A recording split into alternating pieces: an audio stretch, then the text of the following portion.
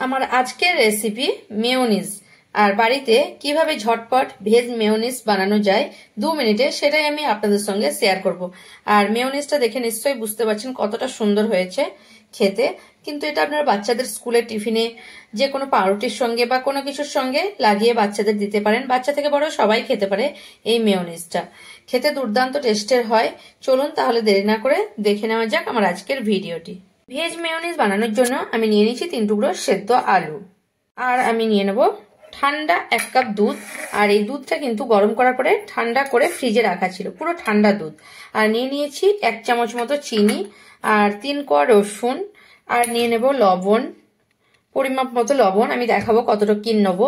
Vinegar নিয়ে নিয়েছি সাদা, আর নিয়ে নেব সাদা তেল। প্রথমে গ্রাইন্ডারের জার নিয়ে নিয়েছি, আর আলুর 3টে টুকরোকে প্রথমে পেস্ট করে নেব। আলুটাকে আমি প্রথমে একবার পেস্ট করে নিয়েছি।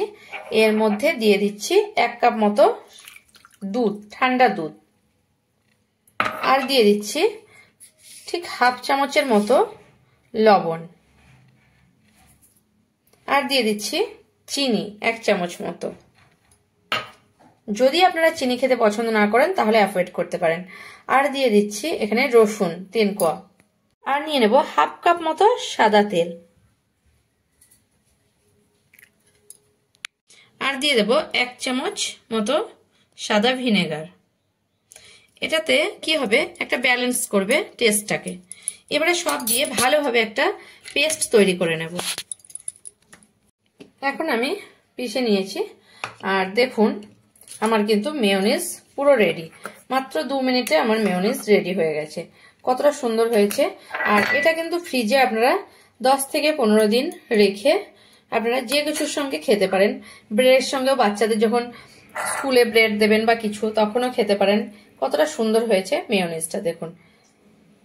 আমার আরো রয়ে গেছে, কারণ এক বাটিতে ধরছে না, তাই আমি একটু আলাদাভাবে নিয়ে নিলাম। আর এটা খুব সুন্দর একটা, খেতেও দুর্দান্ত টেস্টের হয়।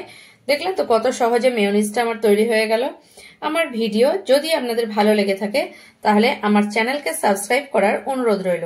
আর কমেন্ট করে জানাবেন এই 2 মিনিটে ভেজ মেয়োনিজের রেসিপিটা আপনাদের কেমন লাগলো। যদি ভালো লেগে থাকে তাহলে একটা লাইক করতে ভুলবেন না, আর প্রচুর শেয়ার করবেন।